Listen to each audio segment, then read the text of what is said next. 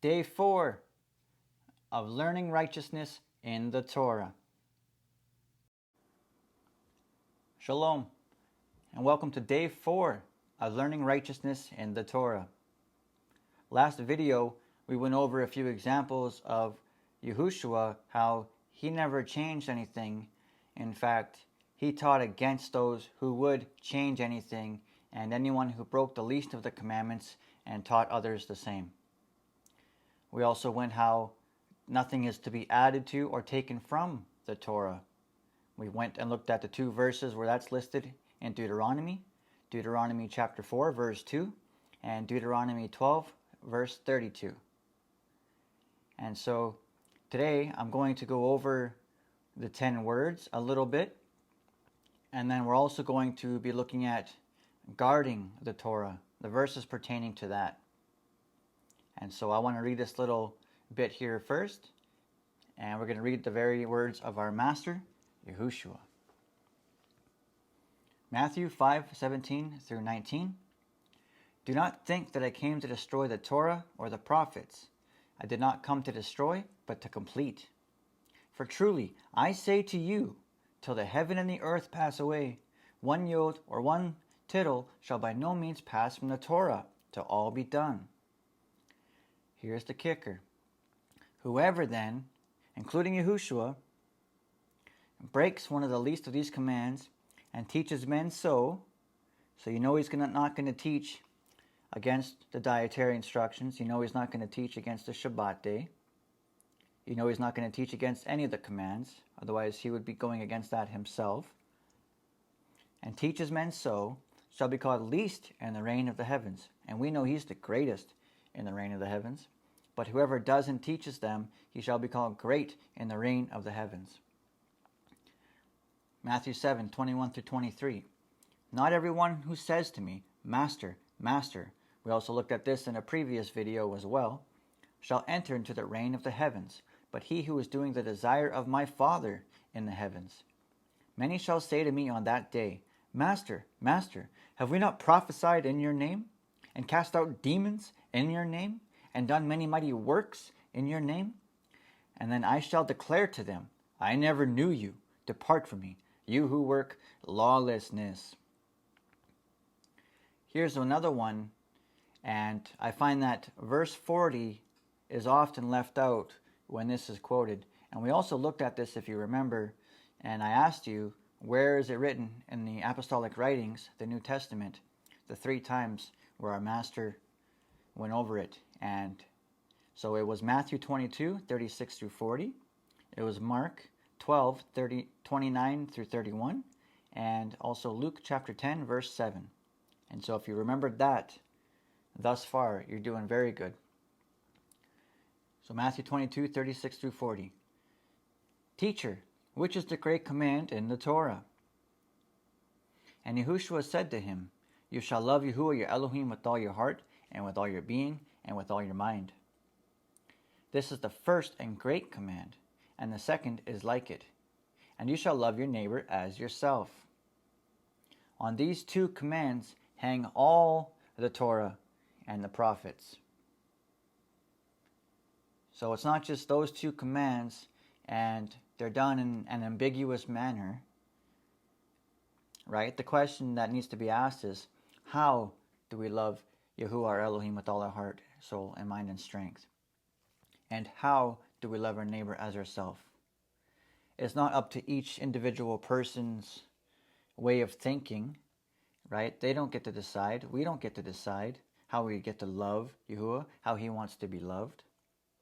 He has laid out for us how he wants to be loved in his Torah. He's not confusing at all.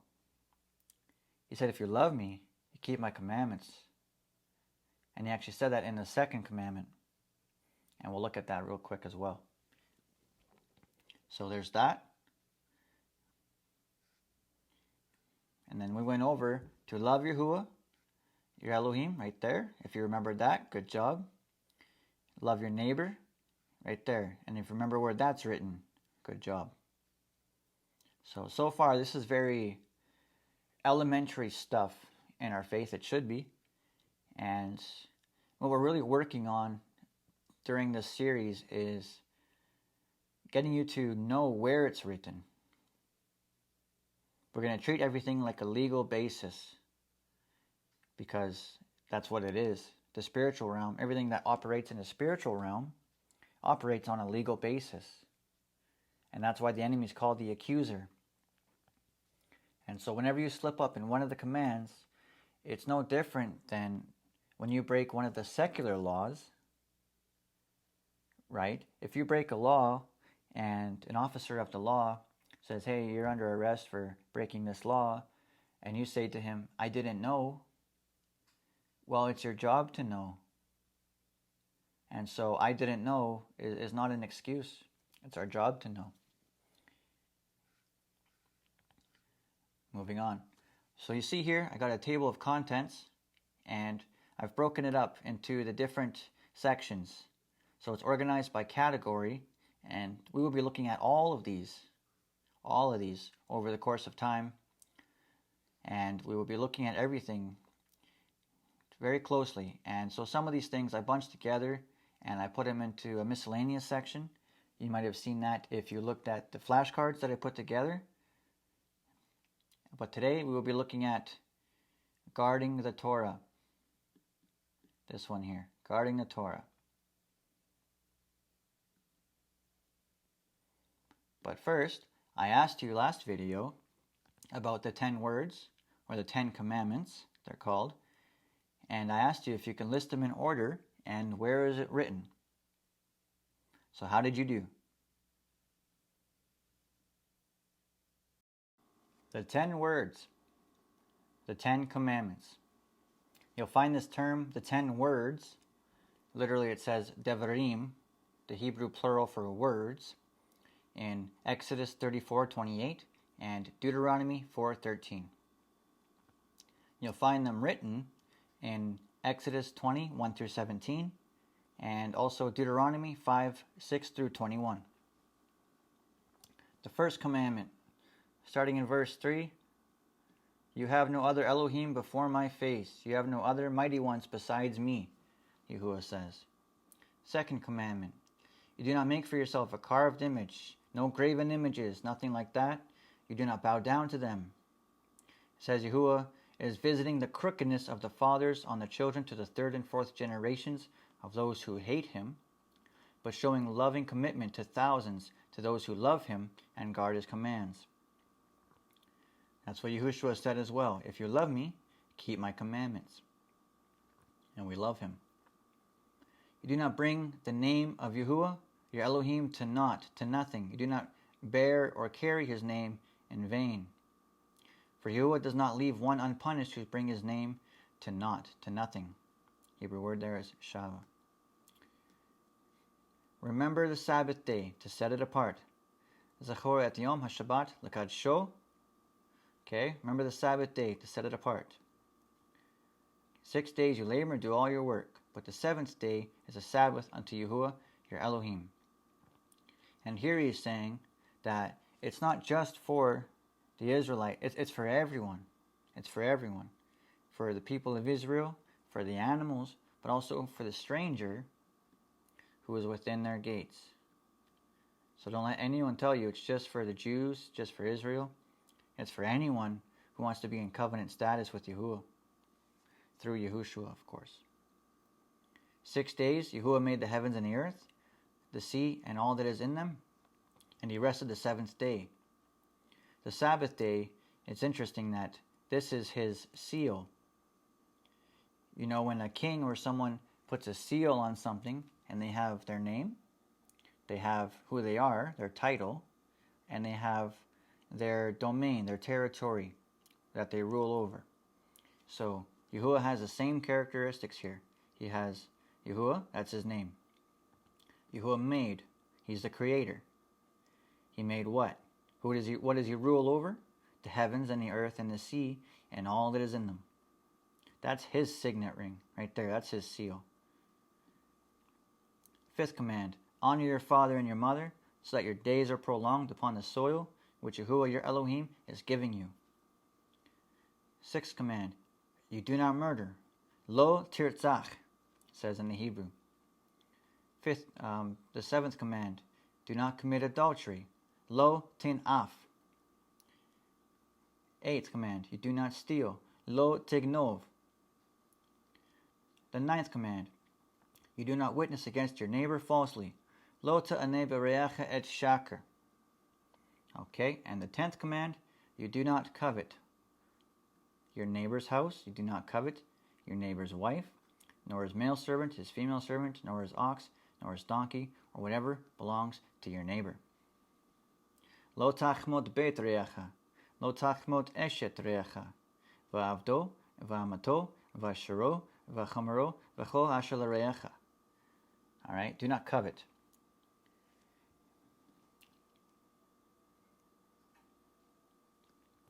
Okay, so if you got that, you did really good. Moving on to what we'll be going over today. Guard the Torah. What does it mean to guard the Torah?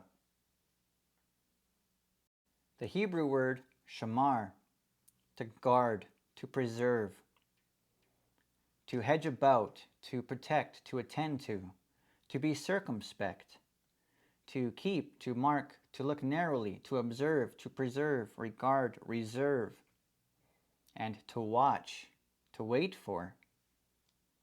And we'll be looking at a verse in Genesis chapter 3, looking at a verse that uses this word, shamar. So hopping over to Genesis chapter 3, Bereshit, it's called in the Hebrew, which literally means in the beginning. And we're looking at this verse 24 here. He drove out the man, and at the east of the Garden of Eden he placed a cherubim and a flaming sword, that he turned every way to guard the way to the tree of life. So this word here, lishmor, to guard. So you see that there. Lishmor et derech et hachaim. To guard the way to the tree of life. Next, I'll be taking a look at the 7 different things that Yahuwah told us to guard in his Torah. Take a mental note of these, and I will be asking you at the end of the video if you remember what they are. Also, don't forget that I do have those flashcards, and those will help you immensely. And so I'll put the link in the comments, and do those as well when you get some spare time. Guarding the Torah. And as he says in Deuteronomy 30, 11 through 14, it is not too hard for us to do. Don't let anyone tell you that it is too hard to do, that you can't do it. Don't let him tell you that.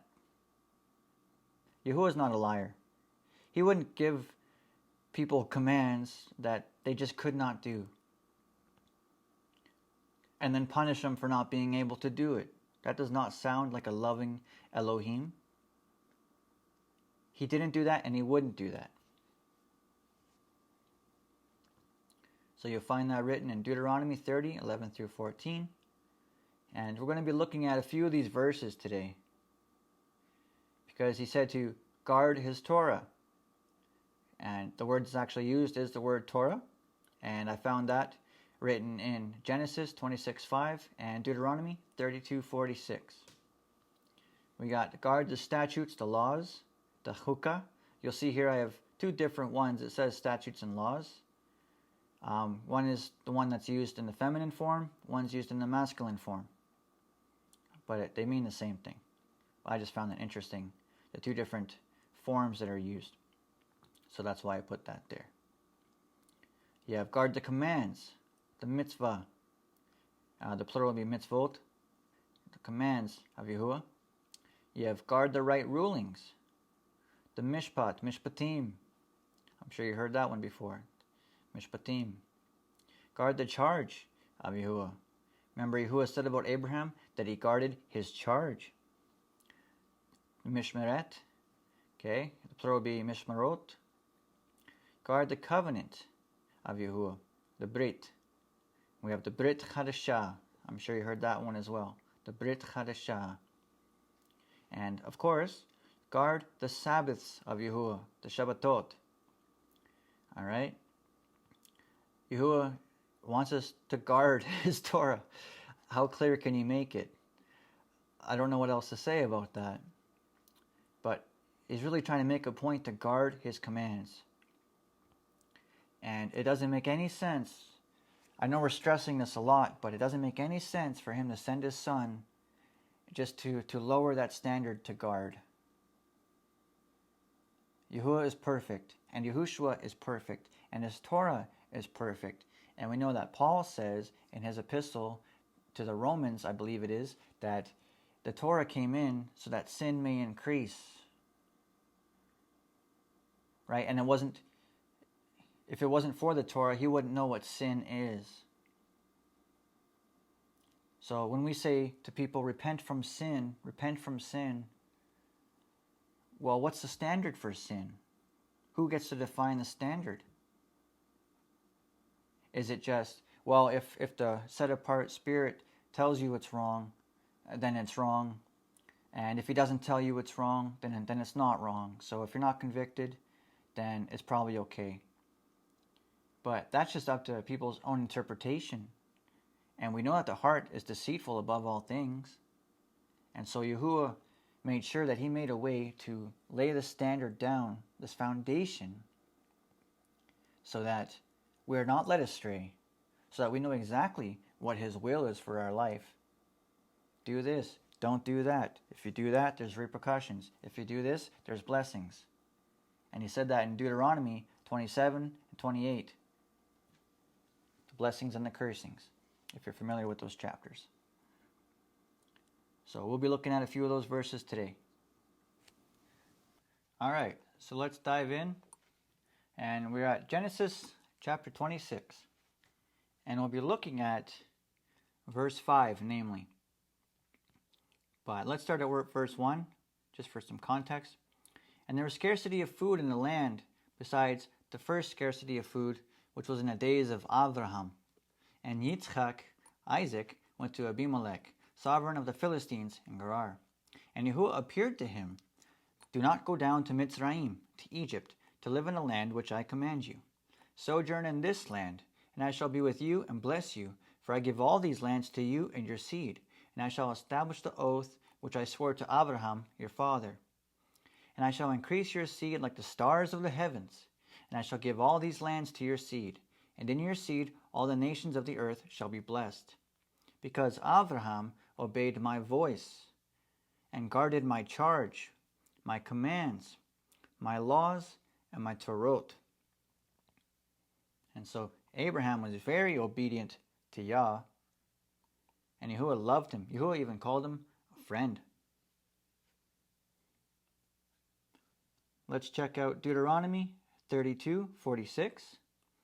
This is another instance where he says to guard his Torah. Deuteronomy 32, verse 46. There it is. Right here, so you can see. And he said to them, set your heart on all the words which I warn you today, so that you command your children to guard, to do all the words of this Torah. Let's look at another one, and let's just go with the random one. Let's pick Deuteronomy 30, verse 10, while we're there. We're in that general neighborhood. Deuteronomy, verse 10. And this one is to guard his commands and his laws.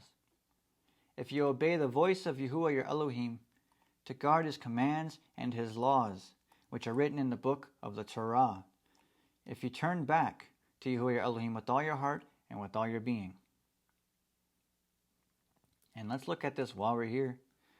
For this command which I am commanding you today, it is not too hard for you, nor is it far off. It is not in the heavens to say, who shall ascend into the heavens for us, and bring it to us, and cause us to hear it, so that we do it? Nor is it beyond the sea to say, who shall go over the sea for us, and bring it to us, and cause us to hear it, so that we do it? For the word is very near you, in your mouth and in your heart, to do it. See, I have set before you today life and good, death and evil. And that I am commanding you today to love Yahuwah your Elohim, to walk in his ways, and to guard his commands, and his laws, and his right rulings. And you shall live and increase, and Yahuwah your Elohim shall bless you in the land which you go to possess. But if your heart turns away, and you do not obey, and shall be drawn away, and shall bow down to other mighty ones and serve them, I have declared to you today that you shall certainly perish, and you shall not prolong your days in the land which you are passing over the Ardain, the Jordan, to enter and possess. And so, in the context, I know he's talking to the people of Israel when they're passing over the Jordan River to enter into the Promised Land. Yes, but the concept and the principle still applies to us today. To guard his commands. Right here. To guard them. Oops. To guard his commands. And his laws. And his right rulings. He cares for us. We want to choose life and good. Not death and evil. Let's look at another one. We're going to guard his Sabbaths. So Exodus 31. Let's go there. Exodus 31. And we won't look at all these today. There's quite a few of them, but just so you get the gist of it.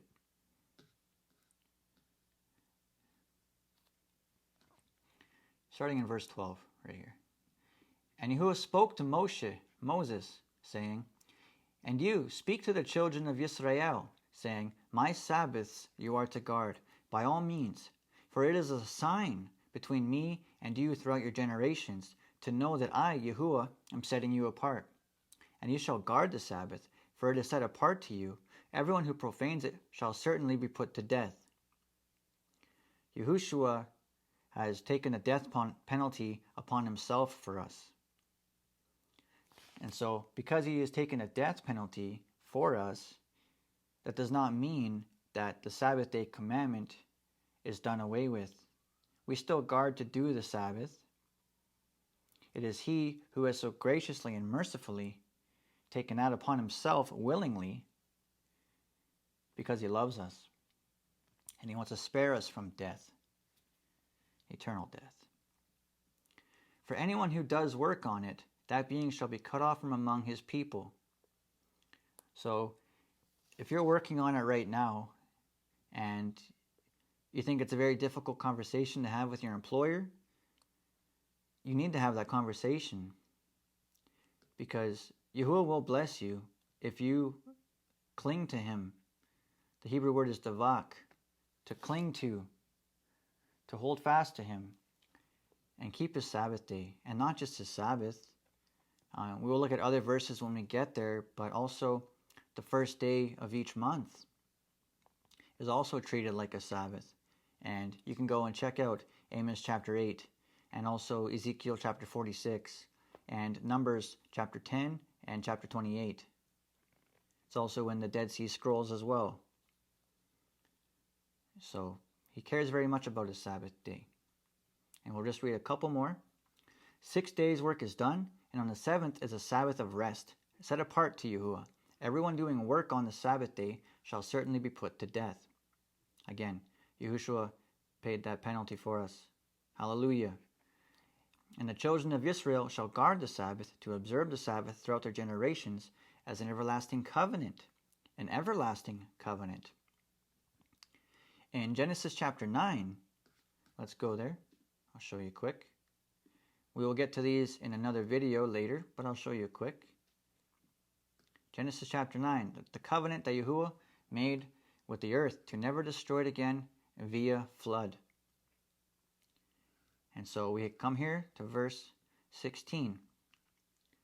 And and the rainbow shall be in the cloud, and I shall see it, to remember the everlasting covenant between Elohim and every living creature of all flesh that is on the earth. So it is an everlasting covenant, and I don't think anyone would argue with you if you said that this covenant still stands today. And so if they come to that conclusion about this one, they have to be consistent that the everlasting covenant, which is the Sabbath day, also applies today. Here we got a little picture of Genesis 3:24. Because Adam and Eve didn't guard the instruction, they were subsequently banished from Eden, from paradise. Then Yah sent cherubim and a flaming sword to guard access to the tree of life and to show Adam and Eve what it means to guard.